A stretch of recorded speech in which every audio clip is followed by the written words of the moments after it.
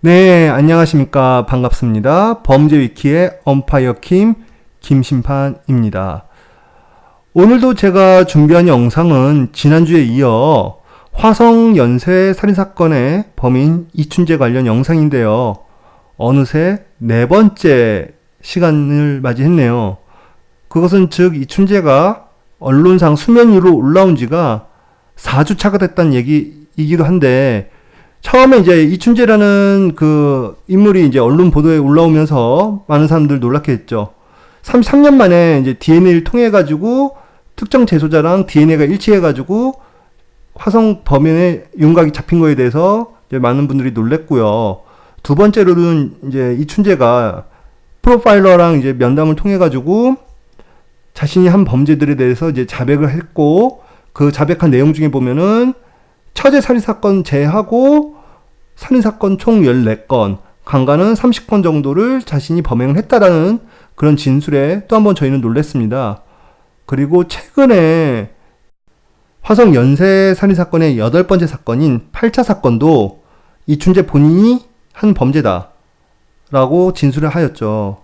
그러다 보니까 아주 큰 파장이 왔습니다. 이유가 8번째 사건, 8차 사건은 수사 당시에 모방범죄라고 해서 별개 사건으로 봤던 거예요. 수사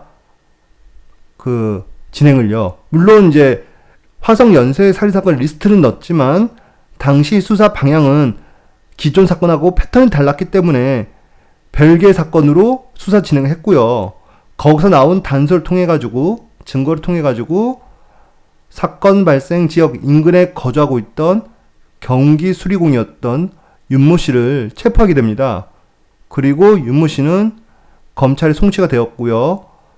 최종적으로 재판을 통해 가지고 무기징역을 받게 되죠. 무기징역을 선고를 받고 20년 동안 복역을 하다가 감형이 되어서 출소를 하게 됩니다. 이춘재의 말이 사실이면은 윤모 씨는 억울한 옥살이를 하는 거고요. 윤모 씨가 그래도 범인이다. 그러면 이춘재는 결국은 면담하러 온 프로파일러를 가지고 논격밖에 안 되죠. 그리고 이춘재가 이런 허위 진술을 했기 때문에 나머지에 대한 진술에 대한 신빙성조차도 신뢰를 할 수 없는 그런 상황이라는 딜레마에 지금 놓여져 있는 상태라고 할 수 있습니다. 우선은 저는 이춘재의 진술을 바탕으로 이번 주에 이제 영상을 준비했습니다. 화성 8차 사건을 이춘재 범행이라고 가정하에 화성 사건들을 다시 한번 재분석을 했고요.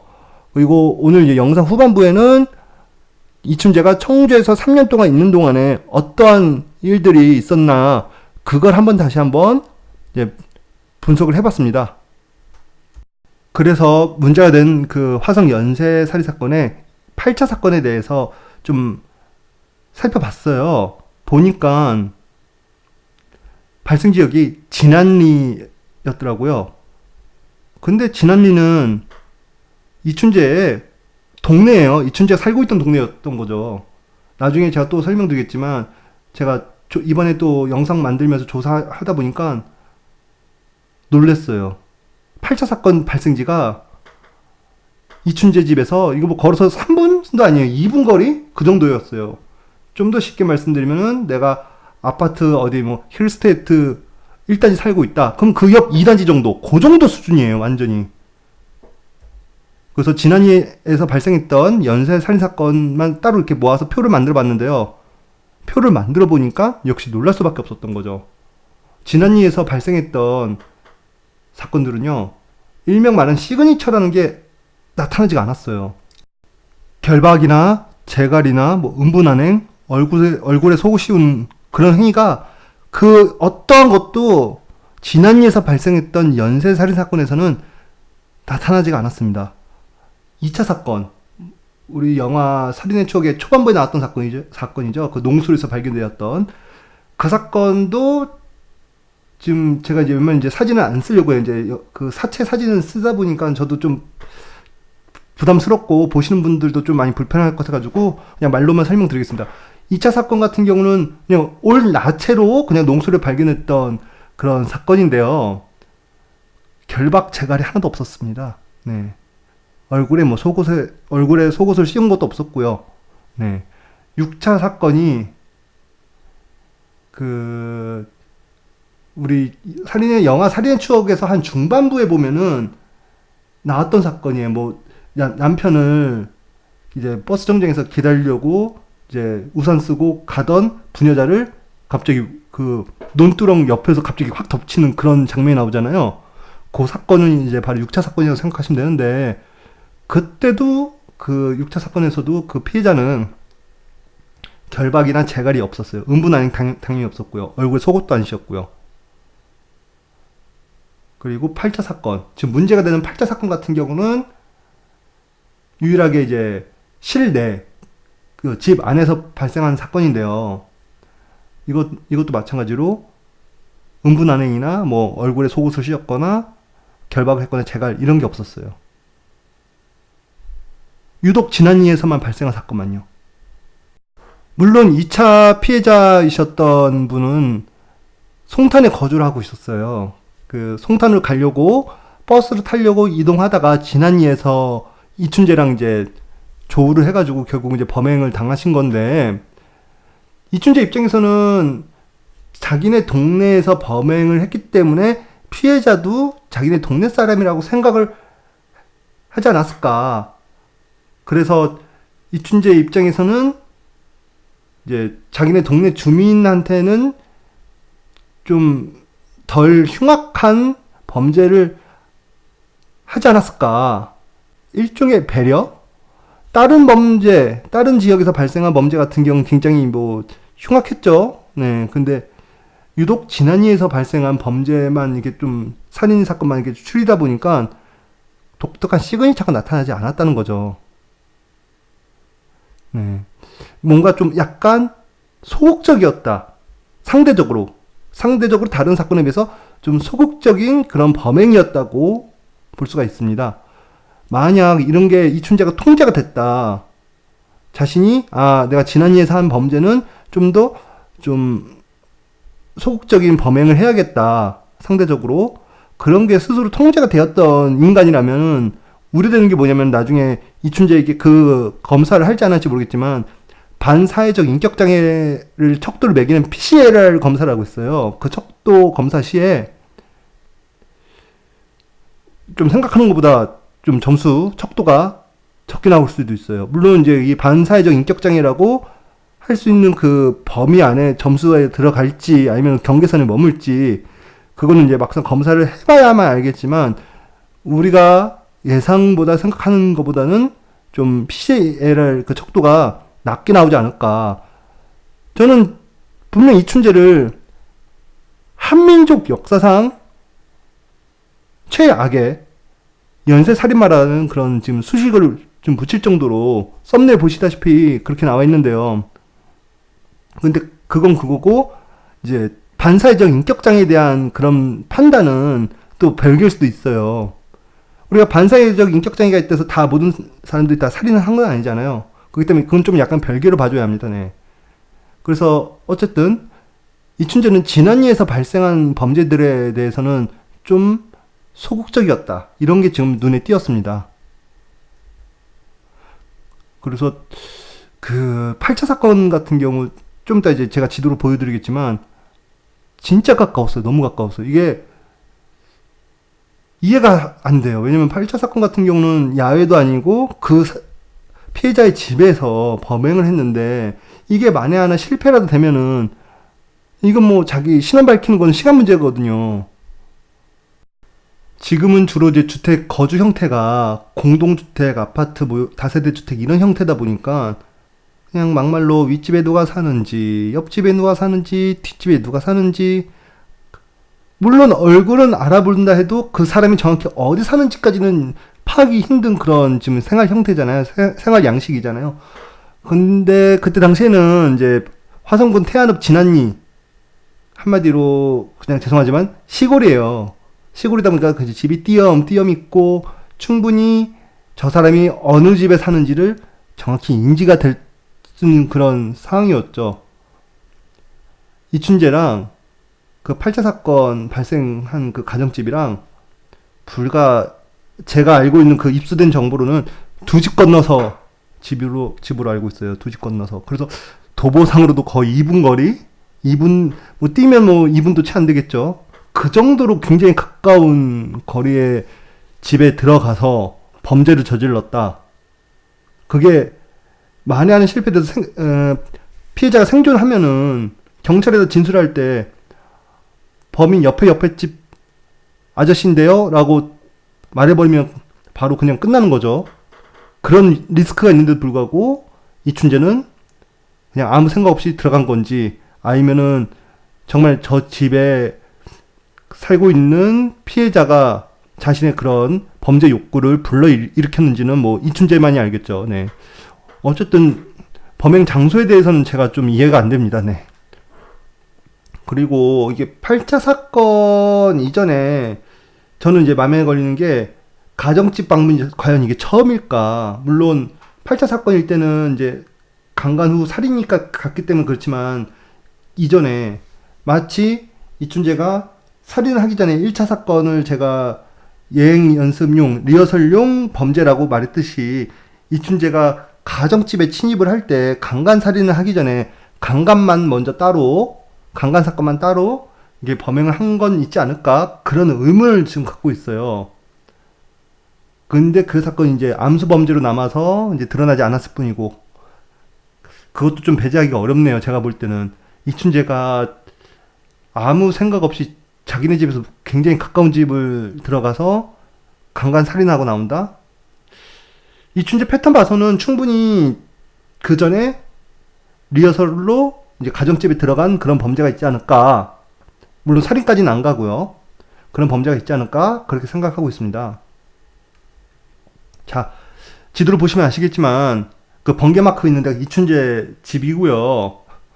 저 바로 왼쪽에 있는 빨간색 점이 8차 살인 사건의 그 피해자 자택이었습니다.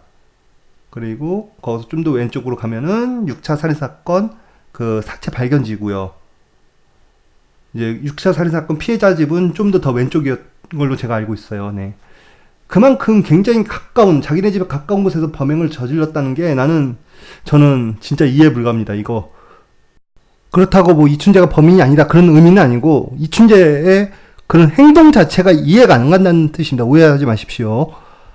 자, 그래서 이춘재 자택 기준으로 반경 1.5km로 다시 한번 제가 지도를 구성해봤는데 자세히 보시면은 2차 사건은 지난 방송 보신 분은 아시겠지만 물론 이춘재 자택 기준으로 1.5km 안에는 들어가지만 또한 이춘재 직장 기준으로 해서 3km 안에 또 들어가요. 저 2차 살인사건 반경이요.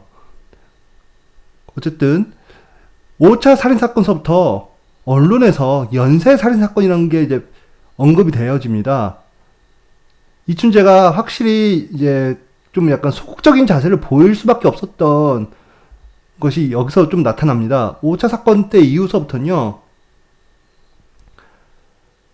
지도 보시다시피 1번 국도 가운데 지나가는 그 도로 보이실 겁니다. 노랑 약간 주황색 그게 1번 국도인데요. 1번 국도 다 오른쪽에서 발생해요. 물론 7차 사건은 저 먼 8탄에서 발생하지만 그리고 범죄 그 피해자 유형도 좀 약간 달라서 뭔가 사연이 있을 만한 그런 사건은 보여지고요.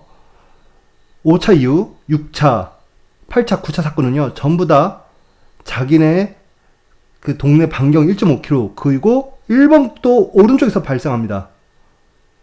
그만큼 이춘재가 굉장히 그 보도 이후에 연쇄살인 사건이라는 보도 이후에 좀 뭔가 위축이 된 게 아닌가 그런 게 보여지는 좀 대목이라고 생각되어집니다. 제가 그래서 그 연쇄 살인사건 보도 이후에 이춘재가 어떠한 범행을 저질렀나 한번 정리를 해보고자 각 그 사건별로 좀 요약을 해봤어요. 그래서 표로 만들어 봤고요. 우선은 5차 사건 한번 볼게요. 5차 사건 같은 경우는 이때까지만 해도 뭐 연쇄 살인 사건이 언론 보도에 나오기 전이죠. 이때서부터 이제 짚어 나가도록 하겠습니다. 5차 사건은 이제 피해자가 18살이었습니다. 이춘재에게 있어서는 첫 10대 피해자였죠. 이춘재가 살인을 하기 전에, 연쇄 살인을 하기 전에 86년 2월부터 7월 사이에 총 7번의 강간 사건을 지금 했다고 보여지는데, 그때도 제일 나이 어린 피해자는 20살이었어요. 하지만 연쇄살인 사건을 넘어오면서 5차 사건 때 결국은 10대 첫 피해자가 발생합니다. 5차 사건 때 그 피해자 사체가 발견이 되면서 언론에서는 처음으로 연쇄살인이라는 표현을 사용하게 되어집니다. 아니나 다를까 5차 사건을 통해서 연쇄사건이라는 게 이제 그 화성 지역에서 대두가 되다 보니까 경찰들도 이제 수사 인력이 많이 파견되고 태안 쪽으로요. 그래서인지 이춘재가 그동안에 나타나지 않았던 게 나와요. 바로 냉각기예요. 기존에 1차서부터 5차까지 범행을 하는 데 있어서 평균적으로 한 달 이내에 거의 재범행, 그 추가 범행이 있었거든요. 심지어 뭐 이틀 만에 추가 범행한 것도 있었는데 거의 평균적으로 한 달 이내에는 범행을 했어요. 1차 사건은 1986년도 9월, 2차 사건은 1986년도 10월, 그리고 미수 사건이라 가지고 그 피해자가 다행히 그 범행 도중에 도망칠 수 있어 가지고 목숨을 건졌던 미수 사건이 있습니다. 그게 11월 달, 3차 12월, 4차도 12월, 5차는 87년 1월, 바로 다음 달이죠. 그렇게 발생을 했어요. 냉각기가 전반적으로 봤을 땐 점점점 짧아지고 있는 좀 그런 느낌이었거든요. 그걸 굳이 냉각기라고까지 표현하기가 어려울 정도로 범행 주기가 굉장히 점점 짧아졌어요. 그런데 5차 사건, 그렇게 언론에서 연쇄살인 사건이라는 걸 이제 언급하면서 이와 동시에 이춘재의 그런 범행 주기가 늘어나기 시작합니다. 냉각기라고 하죠. 네. 이게 심리적인 냉각기라고 봐야 하는데 3개월 22일이 경과가 되고 나서 6차 사건이 발생합니다. 아마 원래 한 달 주기는 뭐 있었다 치고요. 그럼 나머지 2달 정도 이렇게 좀 더 이제 냉각기 겪고 나서 이제 범행을 이제 시작을 하려고 했을 때 지역에 대한 고려를 좀 했을 거예요. 어디에 그 범행을 해야 자신이 좀 더 그 범행을 들키지 않고 할 수 있을까라는 좀 고민을 했을 겁니다. 근데 4월 23일 날, 그러니까 6차 사건이 발생하기 약 10일 전쯤에 3차 피해자 사체가 그제서야 발견돼요. 3차 피해자 사체 발견 지역이 안영리였어요. 직장 인근이었어요. 직장 인근에서 사체가 발견되다 보니까 그전에는 주로 이 직장 소재지 안영리 중심으로 좀 범행을 좀 주로 했단 말이에요. 그런데 이 사체가 발견되니까 아마도 직장 반경을 버리고 구심점을 거주지로 옮긴 것 같습니다. 그러다 보니까 거주지로 옮기다 보니까 6차 사건이 결국 진안리, 자신이 거주하는 동네에서 발생을 했던 거고, 이때 처음에 제가 오늘 초반기에 말씀드렸던 그 시그니처가 나오지 않는 사건이 처음으로 발생해요. 음분한행 없었고 얼굴에 속옷도 안 씌웠고 결박이나 재갈이 없었어요. 또한 1번 국도 상행 기준으로 봤을 때 오른쪽에서 발생합니다. 이춘재 입장에서는요, 제가 지난 방송에서 말씀드렸듯이 그 심리적 압박감을 받았던 그 곳이 황구지천, 그 하천이라 봤을 때 이제는 1번 국도까지 땡겨서 왔다고 보여집니다. 그만큼 더 협소해졌다고 보여져요. 그렇게 사건이 발생되고 나서요, 7개월 22일이 경과한 1987년 12월 24일 날 수원시 화서동 화서역 그 근처에서 19살 여고생이 살해를 당합니다. 물론 이 사건도 이춘재가 최근에 본인이 본인이 범행한 범죄라고 진술한 범죄예요. 이전부터 이제 의심을 많이 했죠. 이유가 왜 그러냐면은 수원 여고생 그 사체 발견 당시 모습이 화성 연쇄살인 사건 시그니처랑 완전 똑같았으니까요.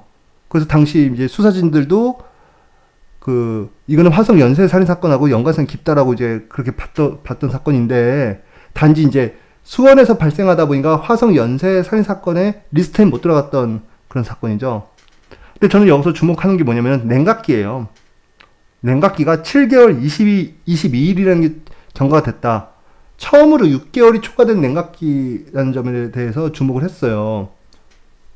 왜냐면은 이춘재는 제 견해이긴 하나, 이춘재가 지금까지 이제 화성이든 수원이든 청주든 간에 쭉 이 사건의 저지른 패턴을 보면요, 자신의 그 범죄 욕구를 통제하지 못할 그런 상황이 온다 그러면요, 아무리 길어도 3개월 이내는 반드시 새로운 범죄를 합니다. 빠르면 심지어 뭐 아까 말씀드렸듯이 3차랑 4차가 이틀밖에 걸리지 않을 정도로 자신 그 범죄 욕구가 통제가 안 될 때는요, 그렇게 오랜 냉각기를 가질 만한 그런 인간이 아니에요. 반대로 냉각기가 오래 갔다는 거는 그 범죄 욕구가 통제될 만한 요소가 있던 시점이라고 보시면 되세요. 그래서 저는 이 시기 때 이춘재에게 애인이 있지 않았을까, 애인 때문에 어느 정도의 그 범죄 욕구가 좀 통제 완화가 되지 않았을까, 그렇게 생각을 하고요. 그럼 왜 이춘재는 왜 1987년 12월 24일 날 화성이 아닌 수원에 가서 범죄를 저질렀을까라는 생각도 해봤어요. 우선 저도 화성에서 살아봤지만 화성은 놀만한 데가 없어요. 결국 수원까지 가야 돼요. 수원 가야 좀 놀만한 데가 있지. 화성에서는 특히 저는 이제 2000년대 그 화성에 있었지만 특히 1987년 이때 화성은 뭐 시골이잖아요. 거기 뭐 놀만한 게 뭐가 있겠습니까? 결국은 수원까지 가야 뭐 놀거리가 있으니까 아마도 그 크리스마스 이브 때 이춘재도 놀고자 이제 그 수원으로 가지 않았을까 이렇게 생각하고요. 그 논다는 목적이 진짜 우리가 알고 있는 뭐 여흥이든 유흥이든 그걸 즐기기 위해서 갔으면은 괜찮은데, 목적이 애초서부터 범죄를 유흥의 목적으로 삼았다. 그래서 수원을 간 거다. 이런 거면은 굉장히 이거는 또 달리 봐야 할 문제거든요. 그런 것도 좀 있고, 또 하나가 좀 마음에 걸리는 게, 제 그 가정이었지만 바로 앞전에 앞전 시기에 애인이 있었다라는 가정하에, 그러면 애인이 수원 사람일 수도 있겠다. 그렇게도 좀 느껴져요. 그래서 수원에 대한 좀 어느 정도의 그 로망이 있어가지고, 그래서 범죄 그 발생지를 수원으로 옮긴 게 아닌가, 이렇게 생각되어집니다.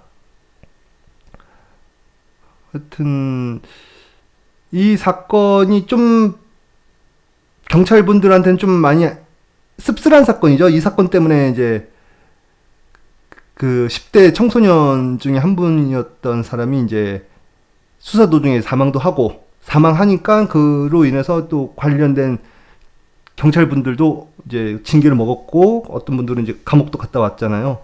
이 사건이 참 아마 수사하셨던 분들 입장에서는 굉장히 씁쓸한 사건이 아니었을까 이렇게 생각되어지고요. 수원 사건 발생 이후 또 장기적인 냉각기가 들어가요. 수원 여고생 살인 사건이 발생한 지 8개월 14일이 경과가 돼서야 화성 연쇄 살인 사건 7차 사건이 발생되어지는데요. 냉각기가 굉장히 길어요. 이춘재 치고는 굉장히 긴 냉각기입니다, 이거는. 그래서 이때 차라리 애인이 뭐 예를 들어서 6차랑 수원 사건 그 사이 사귀었던 애인이랑 계속 쭉 사귀거나 아니면 뭐 새로운 애인이거나 상관없이 이 기간 때 애인이 있었기를 바랍니다. 만약에 아니라고 하면은 암수 범죄가 있을 확률이 굉장히 높다, 이렇게 저는 보고 있고요. 그래서 결국은 이제 화성 연쇄 살인 사건 7차 사건이 발생되어지는데 1988년 9월 7일에 발생되어지죠. 근데 피해자 유형이 54세예요. 제가 전에 방송에도 얘기했지만 피해자 유형에 따라 그 근본적인 그 범죄 동기를 좀 구별을 해야 한다고 말씀드렸습니다. 10대, 20대는 자신의 그 성적 욕구를 위한 그런 범죄라고 하면은 중년 이상의 그런 피해 대상을 했다는 거는 뭔가 다른 그 이유가 있는 거예요. 특히 그 여성에 대한 분노, 그 중년 이상에 되는 여성에 대한 분노가 폭발된 게 아닌가 이렇게 생각되어집니다. 그렇게 보는 이유가 음부난행이요. 거의 2년 만에 다시 나타납니다. 한동안 음부난행이 이뤄지진 않았어요. 나타나진 않았어요. 음부난행이 일어났다는 거는 여성에 대한 분노감이 장난 아니었다는 거예요. 기존에는 그래도 어느 정도 그 성범죄하고 자기만의 약간 시그니처만 남기고 이제 살인으로 갔는데 다시 이 음부난행이 벌어졌다. 여성에 대한 분노감이 극에 달했다는 겁니다. 그러면은 왜 50대 여성을 대상으로 범죄를 했을까? 이춘재 이때가 26살이에요. 26살이고, 그럼 50대면은 어머니 뻘이죠. 본인의 어머니일지, 아니면은 바로 직전에 애인이 있었다면은 애인의 어머니일지 모르겠지만, 그쪽으로 인한 스트레스가 발생하지 않았을까? 이제 좀 여섭던 소설인데, 이제 애인의 어머니가 그 이춘재를 못마땅하게 생각해서 결국은 뭐 애인이랑 헤어진 게 아닌가. 왜 좀 더 그걸 느껴지냐면요. 8차 사건이 바로 9일 뒤에 발생해요. 냉각기가 급빨라졌다는 거예요. 비연애 기간으로 추정되어집니다. 네. 그래서 이때 요 시기 때 7차 사건 직전에 아마도 애인이랑 헤어진 게 아닌가 이렇게 좀 생각되어지고 그 헤어진 과정 속에서 애인의 어머니나 아니면 애인 쪽 그 여성 좀 나이 있으신 가족분이 개입을 한 게 아닌가 좀 이렇게 생각이 되어집니다. 네. 그리고 아니면 또 그럴 수도 있죠. 뭐 애인과 본인의 어머니와의 갈등이 생겼거나 뭐 그럴 수도 있죠. 네. 그로 인해서 이제 애인과 헤어진 게 아닌가 이렇게 좀 생각이 되어집니다. 정확한 어떤 이유인지 모르겠지만 애인과 헤어지면서 다시 냉각기는 급발라진 거고요. 그래서 9일 만에 7차 사건이 발생한 지 9일 만에 문제가 되는 8차 사건이 발생되어집니다. 이제 자신의 집에서 불과 도보로 2분 거리밖에 안 되는 그곳인데요. 처음으로 실내를 침입한 사건이 발생되죠. 실내, 그러니까 야외가 아닌, 노상이 아닌 어디 집에 들어가서 강간살인을 하는 첫 사건이 발생되어지는데 제가 우려되는 부분이 아까도 잠시 말씀드렸듯이 중간에 냉각기가 좀 긴 게 하나 있었다고 했잖아요. 그때 그 암수범죄라는 게 그러니까 꼭 살인 사건이 아니라 어떤 그 주택을 침입해서 발생한 사건도 충분히 있을 수 있다. 그렇게 생각하고 있습니다. 그런데 이 사건은 실내에서 발생했던 점과 화성 연쇄 살인 사건에서 보여줬던 시그니처가 나타나지 않았던 점을 고려해서 수사진들은 모방 범죄다. 그 기존의 그 연쇄 살인범이 저지른 범죄가 아니라 다른 이가 한 범죄다라고 판단했고요. 물론 그 피해자 몸속에서 정액이 나왔는데 거기서 이제 B형이라는 혈액형이 나왔고 또 그 현장에서 채모가 일부 발견되다 보니까 동네에 B형 혈액형을 가진 남성 800명에서 900명 정도를 일일이 이제 탐문하면서 이제 그 채모를 수거를 했다고 합니다. 그래서 그거를 이제 방사성 동위원소 기법으로 이제 분석한 결과 제일 근사치 나온 그 현장에서 발견된 채모에서 나온 그 방사성 동위원소 수치랑 800명에서 900명 그 탐문에서 얻은 채모랑 비교했을 때 가장 그 일치한 사람을 찾았는데 그게 경기 수리공이었던 윤모 씨였던 거죠. 그래서 윤모 씨는 결국 구속되고 무기징역 선고받았고 훗날 이제 20년 좀 넘게 복역 생활 하다가 출소를 하였는데요. 제가 기사를 또 검색하다 보니까 좀 놀랄만한 좀 내용을 봤어요. 당시 그 사건을 이제 재판했던 1심 재판부는 판결문에 이런 말을 남겼어요. 피고인이 자신의 범행을 일관되게 자백하고, 참고로 이제 피고인 윤모 씨는 항소심에서 이제 부인을 했다고 합니다. 범행에 대해서. 근데 1심 때까지는 좀 자백을 했던 것 같아요. 국립과학수사연구원이 작성한 채모 감정 의뢰 보고서에 모발에서 발견된 방사성 동위 원소의 함량이 12개 중 10개가 편차 40% 이내에서 범인과 일치한다는 감정 결과에 따라 피고인이 범인이라는 결론을 내렸다고 밝히고 있다. 편차가 10%도 아니고 40% 이내다. 근데 12개 중에 10개가 편차가 40% 이내 다 그 범위 안에 들어간다고 그렇게 보면은 또 몇 분의 몇 그런 확률적으로 보면 또 떨어질 수가 있어요. 40이라는 숫자만 봐서는 굉장히 편차가 넓다고 생각할 수 있겠지만 또 10개가 모두 이 편차 40% 안에 들어간다 이런 식으로 할 경우에 다른 그런 검사 결과와 비교했을 때 좀 다를 수도 있어요. 그런 확률은요. 근데 이것만 가지고 과연 윤모 씨가 범인이라고 확실히 단정을 할 수 있는, 그러니까 쉽게 말해서 DNA처럼 완전 빼박이 될 만한 그런 증거였을지를 좀 고민을 해야 할 것 같아요. 제가 또 학교 다닐 때 또 배웠던 거는 이제 증거의 연결성이라고 있습니다. 증거 하나만이 아니라 증거가 계속 연결되면서 결국은 이 한 사람의 범죄자로 향해 갈 때, 이래야 이제 정확히 더 그 증거가 더욱더 그 발휘를 하거든요. 단순히 요 채모 감정만, 그러니까 혈액형 같고 채모 감정만 이렇게 봐서 과연 이 윤모 씨를 범인으로 과연 단정할 수 있을지 이거 좀 고민 좀 해봐야 할 부분이 아닐까 싶어요. 증거의 연결성, 증거의 고유성, 증거의 무결성 이런 것들이 다 이제 성립이 돼야, 그러면서 한 사람의 방향을 가리키고 있을 때 이래야 이제 확실히 이제 일명은 빼박인데, 요것만 가지고 과연 이제 판결문상 요것만 가지고 범인을 완전히 단정 지을 수 있을지 좀 고민을 해봐야 할 부분이라고 생각되어지고요. 어쨌든 이 사건은 이제 현재 이춘재가 자신의 범행이라고 자백을 한 상태라고 할 수 있습니다. 저는 여기서 또 주목했던 게 날짜예요. 그냥 우연이라고 생각할 수도 있는데 이날이 1988년 9월 16일 02시에 발생했어요.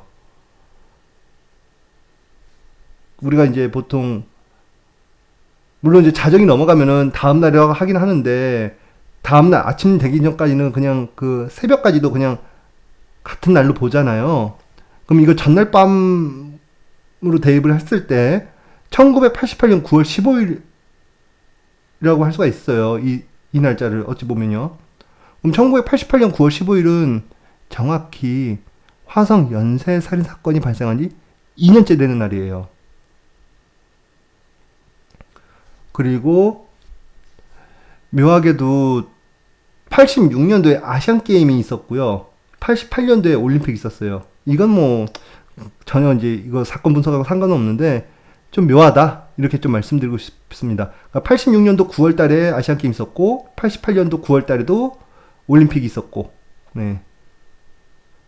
뭐 네, 그러네요. 네. 어쨌든 그래서 이후 요 사건이 발생하고 나서요. 무려 냉각기가 9개월 18일을 또 경과합니다. 저는 냉각기가 길면 길수록 더 불안해지는 게, 이춘재가 과연 이 냉각기에 아무런 범죄를 안 저질렀을까라는 생각을 해요. 분명히 뭔가 있을 것 같은데, 암수범 문제 같은 게 있을 건데 단지 드러나지 않았을 뿐인데 그냥 묻어가는 건 아닌가, 이런 좀 우려를 하고 있습니다. 그래서 9개월 18일이 경과된 1989년 7월 3일 날 다시 수원에서 여고생이 피살당하는데요. 이때 여고생 나이가 17세예요.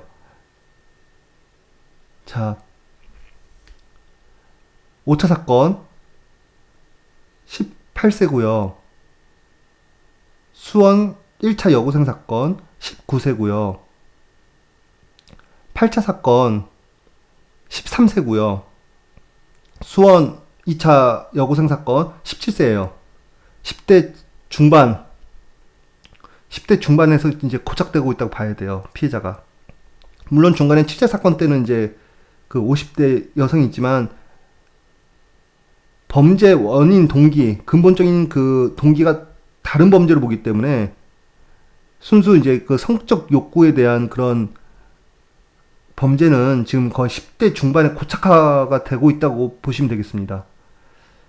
그래서 수원 2차 여고생 살인사건이 1989년 7월 3일 날 수원시 권성구 오목촌동에서 발생되어지는데요. 이때도 결박이나 재갈은 없었어요. 은분안행, 그 대신에 은분안행이랑 예리한 흉기로 그 흉부 쪽을 굉장히 그 난행을 했어요. 네. 참 이것도 매우 안타까운 사건인데 제가 여기서 또 주목한 거는 뭐냐면은 첫 교복 착용 피해자가 발생했다. 지금까지 그래도 이제 사복 입은 이제 학생이나 아니면 여성들이 이제 피해자였는데 처음으로 교복을 착용한 피해자가 발생을 했다. 왜 그러면 이제 피해자는 야간 자율학습 마치고 귀가를 하다가 이제 변을 당한 건데요. 여기서 제가 또 주목한 이유가 학교 위치예요. 학교 위치가 그 진안리에서 제일 가까운 여고가요. 바로 이 피해자가 다녔던 학교 오목촌동에 있는 Y여고입니다. 네. Y여고가 수원시 권선구 오목촌동에 있었어요. 그래서 이 사건은 화성 연쇄 살인사건에 포함이 안 됐던 사건이고요. 이춘재가 이 사건도 본인이 범행을 했다라고 자백을 해서요. 제가 이제 이것도 정확히 리스트를 넣었습니다. 네. 그래서 이 사건이 발생하고 나서 2개월 23일 후에 1989년 9월 26일 수원시 권성구 세리동에 있는 가정집에 침입을 하려고 하다가 경찰에 검거가 돼요.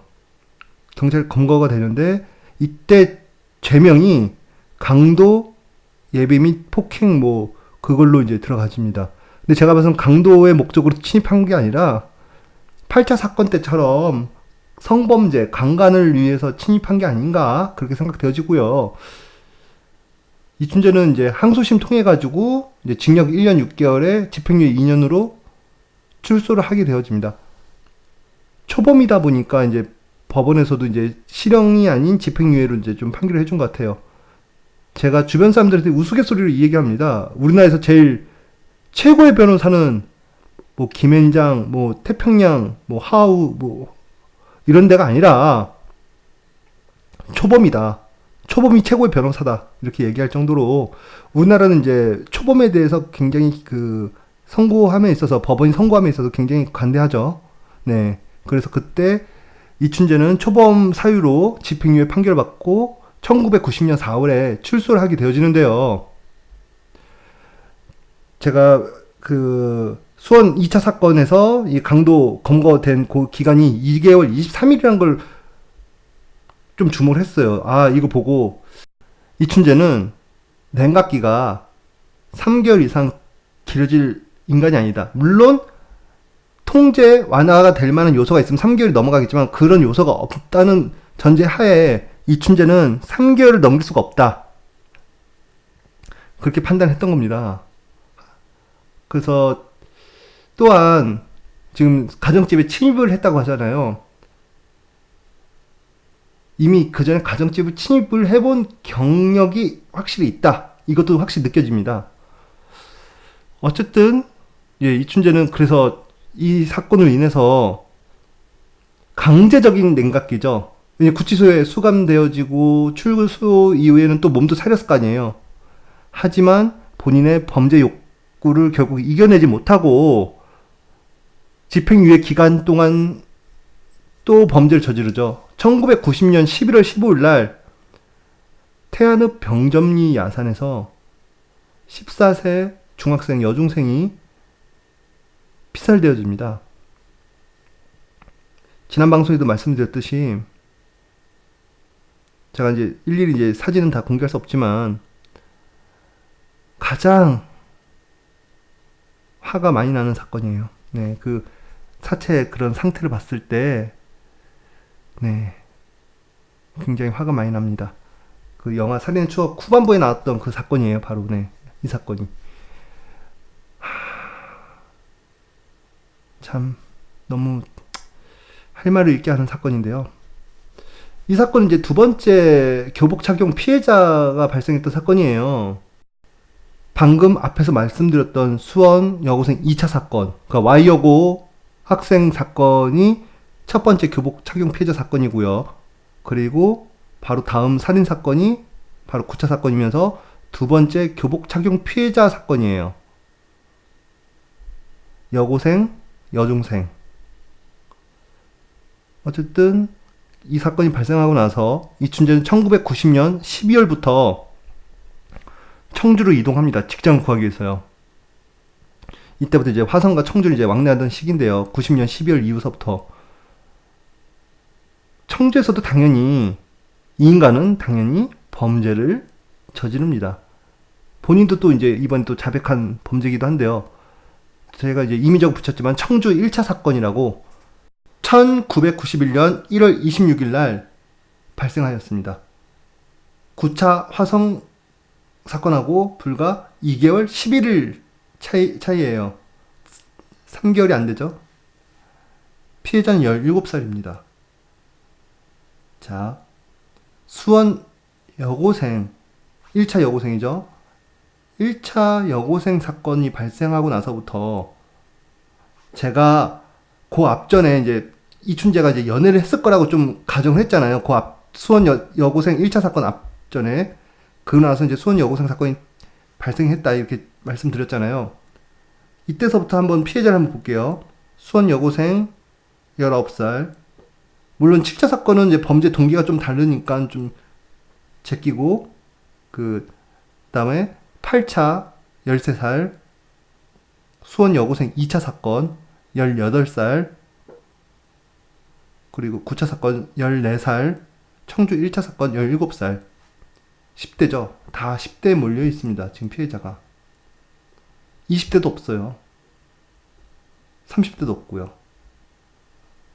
이미 벌써 이것만 봐서는 이춘재는 자신의 그 삐뚤어진 성욕에 대한 그 해소 대상을 10대에 맞추고 있다는 거예요.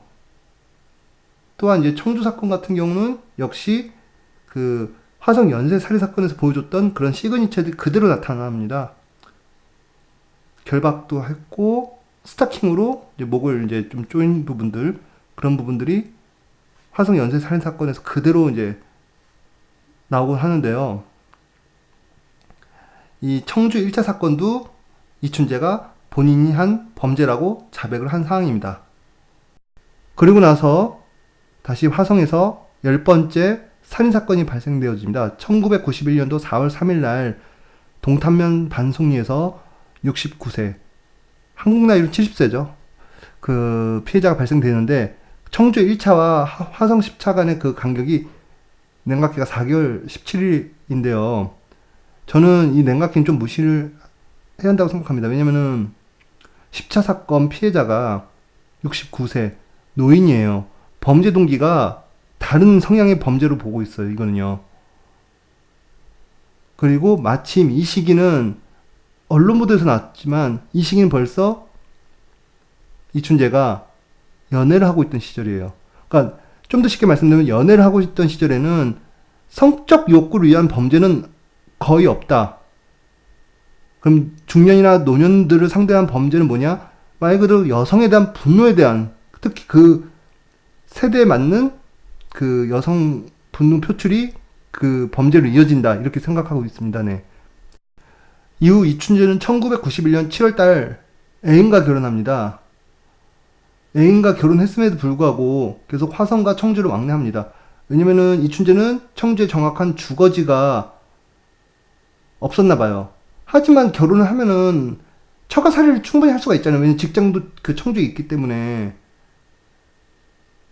아니면 달방이라도 얻을 수 있지 않습니까? 월세라도요. 애인하고 이제 애인이 아니죠. 이제 아내랑 그냥 오손도손 살 수 있게 알콩달콩.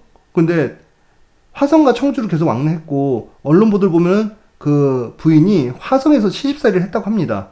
그럼 역으로 봤을 때 십자 사건이 69세란 말이에요. 피해자가.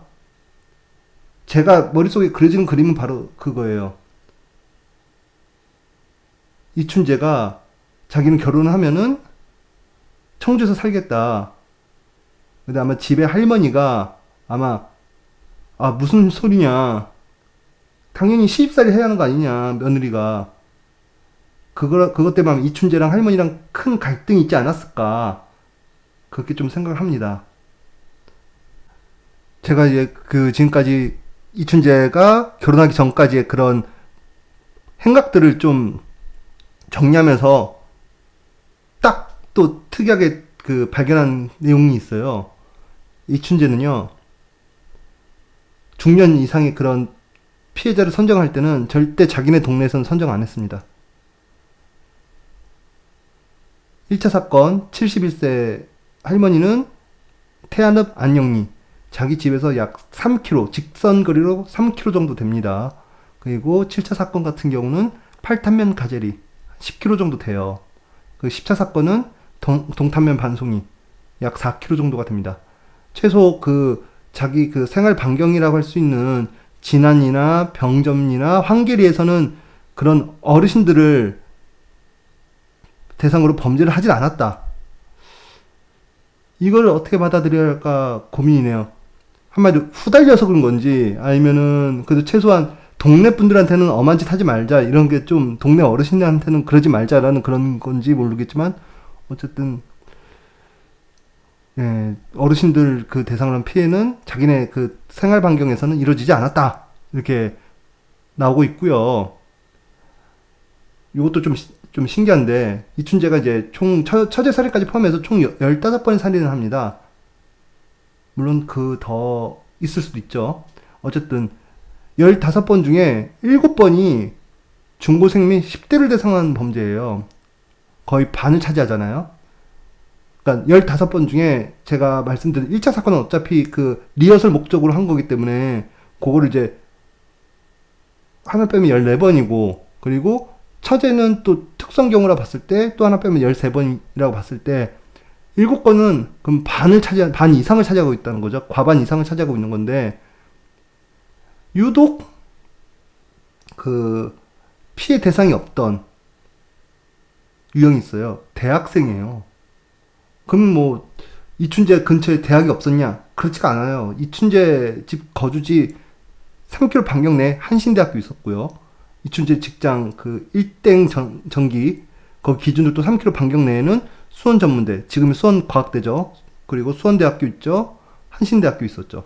그리고 이춘재가 이제 청주에서 살았던 그 거주지에도요, 4km 반경 내에 충북대학교, 청주교대, 서원대학교가 있었어요. 근데 단 한 번도 그 학교 재학생이 피해를 입은 적이 없습니다.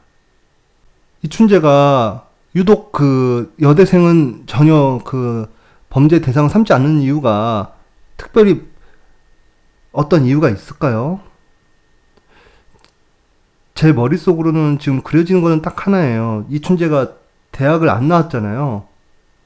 그러다 보니까 이제 대학이란 곳 자체를 좀 자신의 삶에 있어서 괴리가 있는 곳이라고 판단해서, 그래서 대학생을 대상으로는 이제 범행을 안 한 게 아닌가, 그렇게 좀 생각되어집니다. 네. 제가 화성 사건 또 자료 모으다 보니까 놀랄만한 좀 하나의 기사를 봤어요. 이제 기사상 보면은 이제 실종자, 왜냐면 제가 피해자는 표현을 못 쓰는 이유가 뭐냐면은, 이 사건은 사체가 발견도 안 됐고요. 어떤 생활 반응 행적들이 그 뒤로도 전혀 발견이 되지 않았습니다. 여전히 이제 실종자인데요. 그 실종자가 그 국민학교, 당시 이제 초등학교를 이제 국민학교를 불렀는데 이춘재 집에서 제일 가까운 국민학교가 병점 국민학교였습니다. 거기 2학년에 재학 중이었던 김모양이었고요. 날짜가요. 1989년 7월 7일입니다. 아까 잠깐 말씀드렸던 수원 여고생 2차 사건, 그 Y여고 학생 사건 발생한 지 불과 4일 뒤 날짜고요. 이춘재는 충분히 한번 폭주 기관차로 달리는 그런 시기가 오면요. 일주일 이내도 범행을 하는 사람입니다. 그 화성 3차 사건, 4차 사건 불과 이틀 만에 발생됐고, 그런 걸 보면은 충분히 이춘재가 범행이 가능할 거다라고 보여지는 사건이기도 해요. 이 사건이. 그리고 실종 지점이 어디냐면은 9차 살인사건이 발생되었던 지점하고 굉장히 인접한 곳입니다. 당시 그 신문 기사를 이제 스크랩 캡처해서 이제 지금 띄웠는데요. 내용을 보면은 친구들이 이제 목격자였던 거죠. 친구들이 이제 실종자가 40대 남성에 의해서 끌려갔다는 말을 하고 있어요. 근데 저는 이 부분이 좀 마음에 걸리는 게 뭐냐면은 이춘재는 당시 나이가 20대 중반이었잖아요. 근데 목격자 애들은 40대라는 표현을 썼어요. 그래서 이춘재가 아닐 수도 있겠다라는 생각을 했지만 왜 마음에 걸렸냐면은 친구들이 초등학교 저학년이잖아요.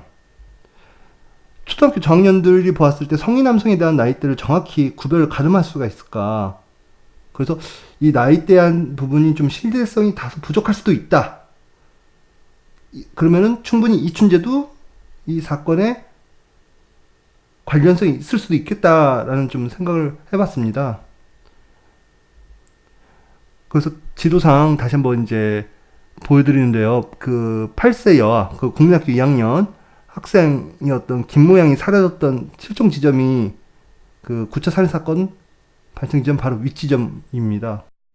9차 살인사건 현장하고 굉장히 가까운 곳에서 실종이 된 건데, 만약 이 또한 이 사건이 이춘재랑 관련이 있다고 하면요, 이춘재는요, 자신의 집 거주지 기준해서 초중고 학생들 모두 다 범죄를 저질렀다고 할 수 있습니다.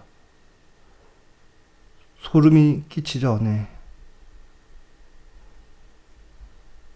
지금부터는 이춘재가 화성이 아닌 청주로 내려간 시점서부터 발생되었던 사건에 대해서 이제 좀 분석을 해볼 겁니다.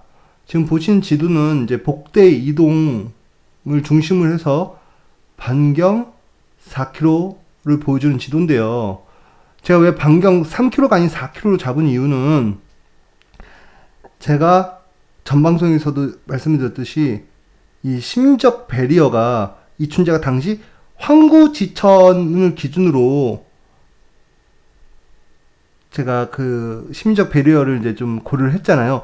그렇듯 이춘재는 만약에 하천을 배경으로 만약에 그 심리적 배리어 그 경계선이 하천이었다. 그랬을 경우에는 복대 이동 기준으로 하천을 보니까 오른쪽에 우측에 그 유명한 무심천이 지나가고 있습니다. 그래서 무심천 기준으로 반경을 그려보니까 약 4km였어요. 이춘재는 1991년 1월서부터 그 공사 현장에서 굴삭기 기사로 근무를 하였습니다. 그리고 1991년 1월 27일 날 그 가경동 택지 공사장에서 박모양, 17살 박모양이 변사체로 발견되어지는데, 지금 오른쪽에 보시는 사진, 그것을 이제 콘크리트 흉관이라고 합니다. 그 흉관 사이에 사체가 발견이 되어집니다. 실제 그 사건 현장 사진이고요. 제가 정확히 이게 가경동 정확히 어느 지점인지 몰라가지고 당시 택지 구역만 이렇게 네모칸을 쳐놨습니다. 그래도 확실히 그 복대 이동 근처라는 건 확실히 알 수가 있죠.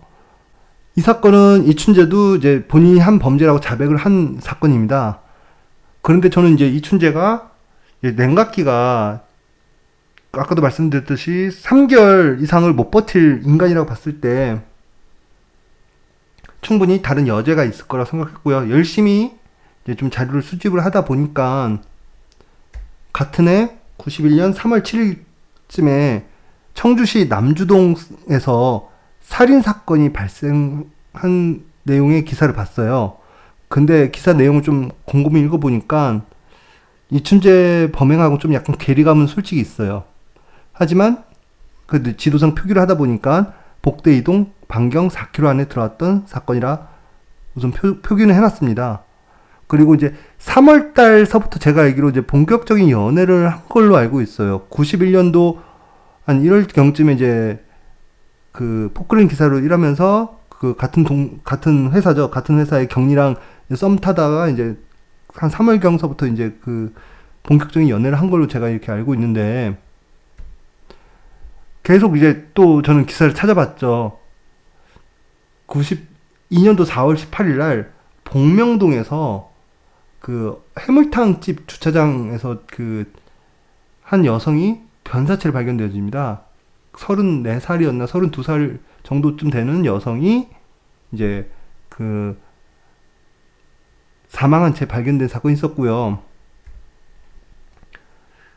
1992년 4월 23일 날 경부고속도로 그 청원군, 지금은 청주시로 포함됐지만요, 학천교 공사장에서 안매장된 20대 여성의 사체가 하나가 발견되어지는데, 부검상 발견 시점 기준 3개월 전쯤에 사망한 걸로 이제 판단된 그런 사건인데, 그럼 92년도 4월 달에 발견됐으니까 92년도 1월경쯤에 살해되었다고 보면 되고요. 이제 문제가 되는 이 복대동 살인사건, 같은 복대동에서 발생한 살인사건인데요. 이게 92년도 6월 24일 날 발생되어집니다. 이 사건은 이제 이춘재가 자기가 한 사건이라고 자백을 한 사건이에요. 이 사건은요. 그래서 제가 자백을 한 사건들은 이제 빨간색으로 표시해놨고요. 의심 가는 사건들은 파랑색, 그리고 좀 괴리감이 있는 사건은 보라색으로 이렇게 좀 표기를 해놨습니다. 그리고 92년도 9월 15일 날 발생한 사건인데요. 물론 이제 이거는 이제 살인 사건은 아니고 이제 실종 사건인데, 그 제가 이춘재가 1991년서부터 93년도까지 청주에 거주한 것을 이제 바탕으로 그 복대동 반경 4km에 발생했던 미제 사건들을 이제 지도상 이렇게 표기를 해봤고요. 이제 다시 그거를 이제 표로 이제 좀 다시 이제 각 사건별로 이렇게 좀 정리를 해봤어요. 이제 시기상 제일 먼저 발생했던 게 청주 가경동 공사장 이제 변사 사건인데, 뭐 청주 여공 사건이라고도 하죠. 그 피해자 모습이 화성 연쇄 살인 사건하고 거의 동일했고, 실제적으로 이춘재도 이 사건은 내가 한 범행이라고 지금 자백을 한 사건이죠. 네. 화성 연쇄 살인 사건 9차 사건 이후 발생한 사건인데요. 간격이 2개월 11일입니다. 제가 오늘 숱하게 얘기하는 그 냉각기 3개월 안쪽으로 들어오죠. 네. 당연히 뭐 이 범죄 또한 당연히 이제 이춘재가 자백을 했던 거고, 네. 그 제가 이춘재 관련 영상을 처음 만들 때 이 사건을 언급했습니다. 이거 이춘재 사건이다. 그리고 제 예상대로 이 가경동 변사체 사건은 이춘재 사건이라고 거의 지금 이제 확실시 되고 있고요. 이 사건이 벌어지고 나서 복대동 반경 내에 이제 살인사건이 발생되어지는데요. 이게 1991년 3월 7일 날 발생합니다. 청주시 남주동에서 발생되어지는데, 결박과 재갈이 있는 것만 봐서는 약간의 이춘재의 냄새가 나긴 하는데, 디테일하게 보면은 이춘재랑 좀 괴리감이 있는 사건이에요. 공업용 테이프로 두 눈이 가려진 채 가슴에 흉기를 꽂았다고 합니다. 이춘재는 지금까지 한 번도 공업용 테이프를 써본 적이 없어요. 그리고 흉기로 이렇게 흉기를 써본 적이 있어도 흉기를 그대로 꽂은 채 그런 형태의 그런 범행을 저지른 적도 없고요. 그래서 이 범행은 또 시기가 이춘재가 연애를 막 시작할 때입니다. 그래서 시기상으로도 약간 맞지가 않고요. 네. 아직까지 당연히 이춘재는 이 사건에 대해서 언급을 한 적도 없고요.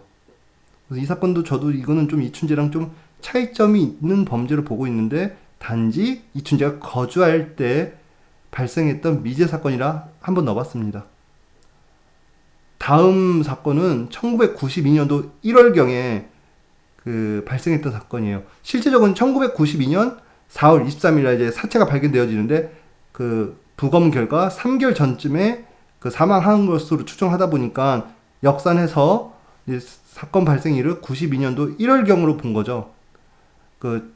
사체 발견지가 경부고속도로 청원군 학천교 공사장에서 발견이 됐는데, 안매장된 상태로 발견된 거예요.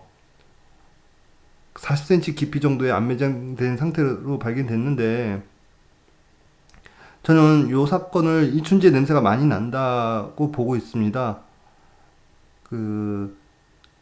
이춘재가 자신이 인정한 사건도, 청주에서 첫 번째 사건이었던 사건도 공사장에서 발생을 했고, 그리고 본인도 공사 현장 같은 곳에서 일을 하는 그런 사람이라, 그래서 이춘재 냄새가 많이 나고요. 결박과 재갈이 있었어요. 이 피해자도 결박과 재갈이 있었고, 그렇다 보니까 충분히 이춘재의 냄새가 많이 난다 이렇게 보고 있는데, 아직까지 이춘재는 이 사건에 대해서 언급이 없습니다.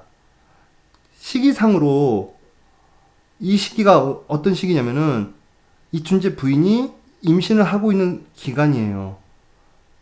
원활한 부부 생활이 어려웠던 시기죠. 이춘재 입장에서는. 기존의 연애 기간하고 좀 다른 거죠. 연애 기간 동안은 원활한 성생활을 했기 때문에 그런 좀 범죄 욕구가 좀 완화될 수 있었지만, 이 상황은 아무리 지금 결혼 기간이어도 임신 기간 때문에 원활한 성생활이 어려웠다고 보여지기 때문에 충분히 이 시기에 범죄가 가능했다, 이렇게 제가 지금 사료되어지고요. 지도상으로 봤을 때는 이 복대동 반경 4km 밖이에요, 학천교가. 하지만 안매장 장소가 학천교이지 실제 범행 장소는 학천교가 아닐 수도 있잖아요. 반경 안에 들어올 수도 있다는 얘기죠. 다음 사건은 역시 변사 사건인데, 1992년 4월 18일 날 청주시 복명동에서 발생했던 사건입니다. 피해자는 34살의 융업 종업원이었는데, 사체 발견 당시의 모습이 둔기로 머리가 크게 훼손되었고, 그리고 하의가 벗겨진 상태에서 발견되었습니다. 그래서 성폭행 후 살해된 것이 아닌가 그렇게 추정되어지는 사건인데요. 역시 이 사건은 이제 복대 이동 반경 4km 안에 들어오고요.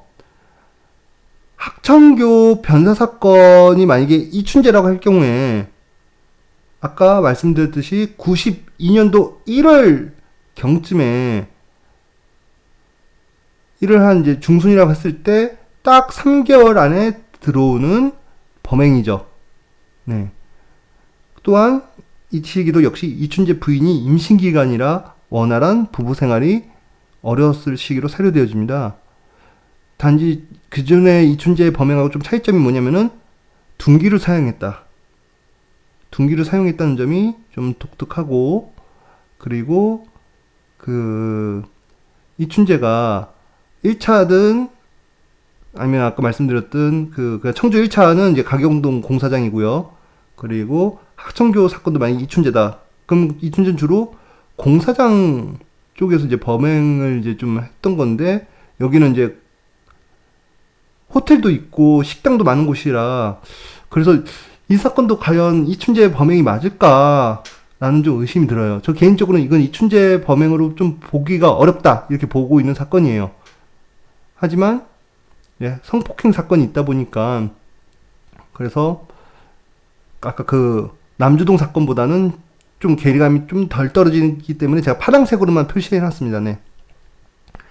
그리고 다음 사건은 1992년 6월 24일 날 청주시 복대동에서 발생을 한 사건이에요. 피해자는 8살 되신 주부이셨는데, 이 사건은 이춘재가 인정을 했어요. 이춘재가 이건 내가 한 사건이 맞다.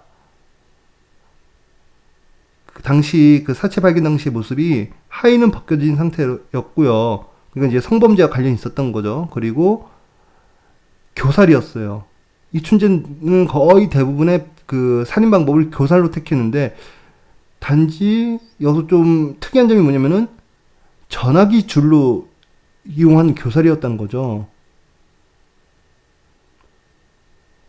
만약에 복명동 사건도 이춘재 사건이라고 할 경우에는 사건 간격이 2개월하고 6일밖에 안 돼요.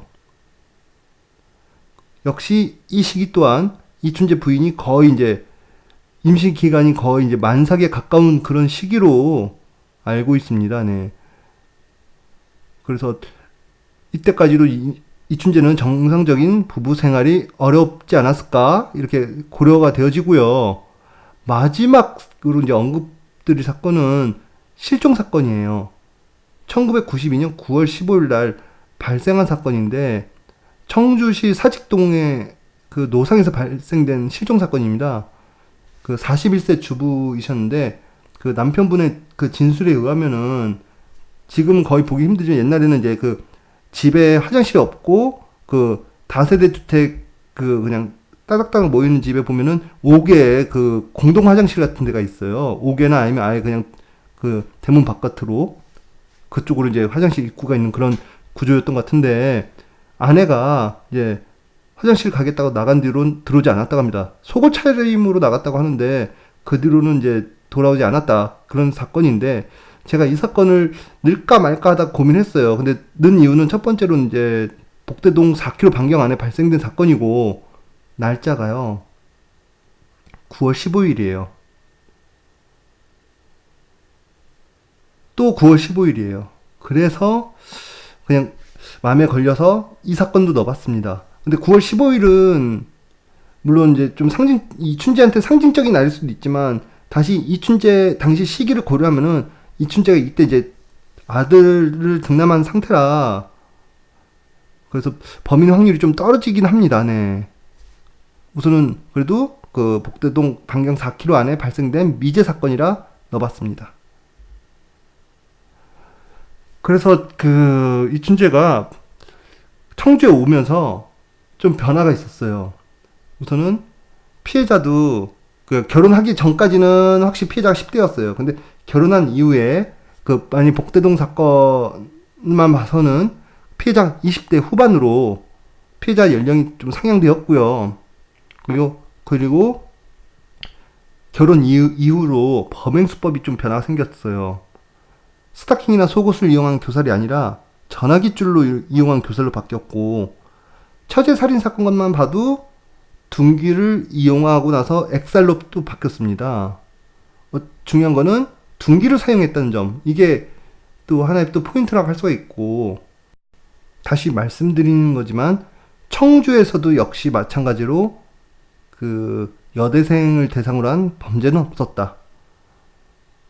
화성보다 청주가 더 그 대학이 많았음에도 불구하고, 네, 청주 쪽에서도 역시 여대생을 대상으로 한 범죄는 발생하지 않았다. 네, 이것을 이제 말씀드리겠고요. 제가 지금서부터 말할 그 내용은 굉장히 좀 솔직히 제 개인적으로 좀 마음에 많이 걸리는 사건이에요. 복대동 그 반경에는 들어가지 않는 사건인데, 그러니까 복대동 그 4km 반경 바깥으로 이제 발생된 사건이에요. 근데 시기상 그리고 수법상 굉장히 느낌이 안 좋아요. 그래서 고민을 많이 했습니다. 이 사건을 넣어야 할지 말아야 할지 이번 영상을 준비하면서요. 복대 이동과 이 사건이 발생한 내덕 이동은요 5.6km 정도 돼요. 반경이 4km 범위로 벗어나고요. 무심천도 건너갑니다. 네.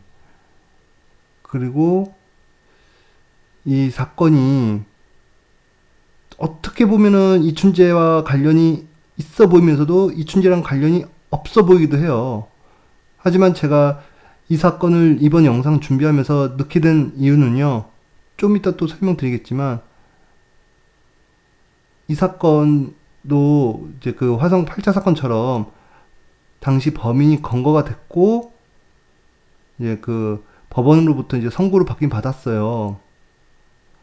혹여나 제가 이번에 이 영상을 언급을 해서 이 사건이 그 당시 그 검거된 범인이 아닌 다른 사람의 범죄라고 이렇게 진실이 좀 밝혀질 수 있다면은 너도 괜찮을 거다 이렇게 좀 판단을 해가지고 넣게 됐습니다.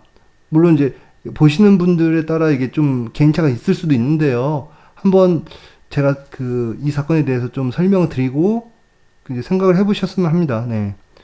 이 사건은 1993년도 11월 30일 날 발생을 하였습니다. 그 내덕 이동의 그 가정집에서 발생을 했는데요. 여성 두 명이 자고 있었던 거예요. 이제 강도로 이렇게 들어와가지고 그 여성 두 분을 이제 스타킹으로 손발을 묶고 그래서 장롱 뒤지다가 돈이 발견되지 않자 그 20대 여성 그 중에 그 두 명 중에 한 명인 20대 여성을 성폭행한 뒤 그 다음에 둔기로 머리 때려서 숨지게 하였다. 이게 이제 사건의 개요인데 이 시기가 1993년도 11월이면요. 이 춘재가 실직이 장기화된 상태예요. 그리고 배우자가 경제활동을 도맡아 하던 시기이고 그로 인해서 가정불화가 굉장히 심화된 상태라고 할 수가 있습니다. 아내는 이제 그 다음 달인 12월 달에 가출했고요.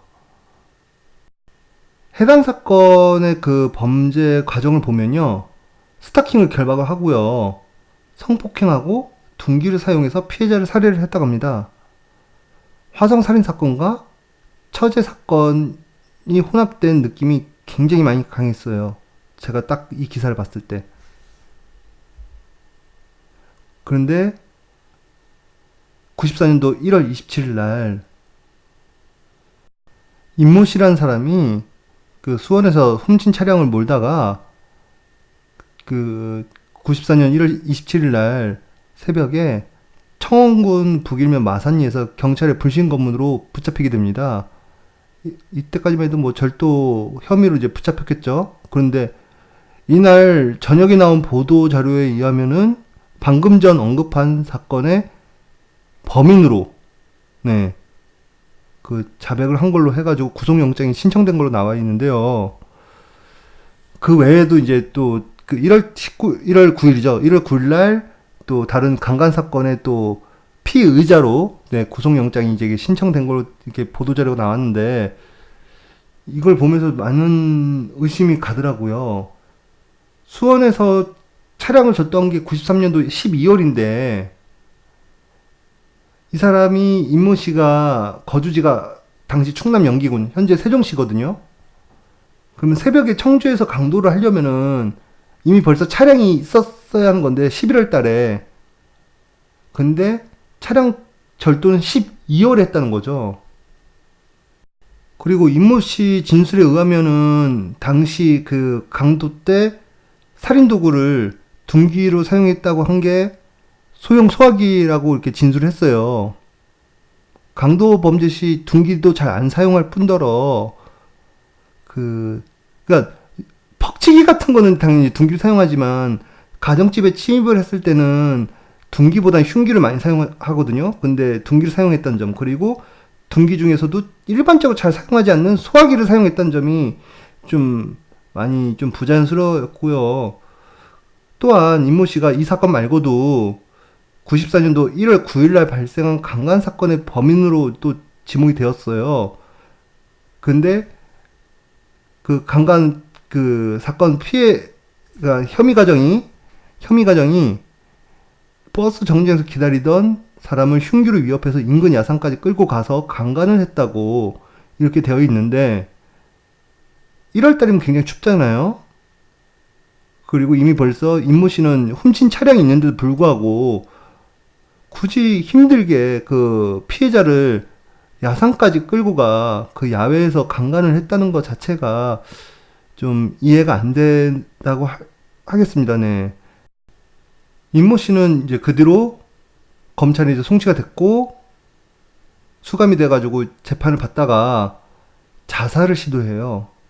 선고도커녕 결심 공판도 가기 전에 교도소에서 자살을 시도하는데요. 다행히도 교도관이 발견해서 죽지는 않았는데 굉장히 드문 경우예요. 물론 자살을 한다는 것 자체가 뭐 억울함을 꼭 표시한다는 의미는 아니지만 그 자살을 과연 임모 씨가 시도한 이유는 과연 무엇일까요?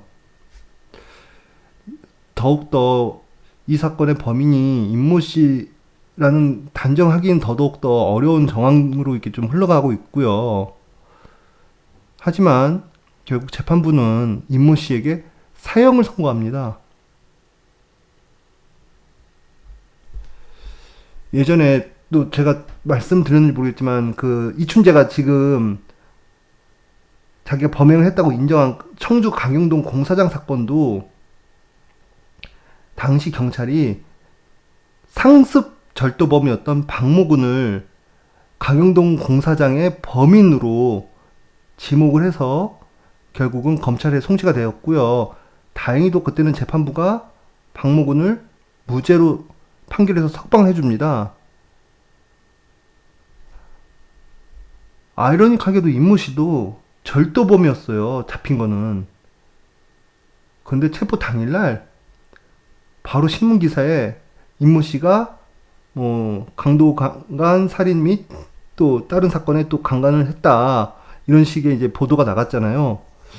당일날 절도로 체포된 자가 절도 관련 내용을 진술하기도 바쁠 텐데 다른 강력범죄 여죄를 진술한다는 것 자체도 또 의문이 들고요. 그러면 과연 이 문제가 되는 내덕동 강도 강간 살인사건의 범인은 누구일까요? 이춘재일까요? 아니면은 임모 씨일까요? 아니면 제3자가 범인일까요? 또한 이춘재가 3년 동안 청주에 있으면서 처제 사건 말고 자기 지금 현재 진술로는 이제 2건의 살인사건을 했다고 하는데 정말 2건밖에 없을까요? 거기다 화성, 수원, 청주 말고도 다른 지역에서의 또 범죄는 없었을까요? 자, 오늘 영상은 여기까지 준비를 했고요.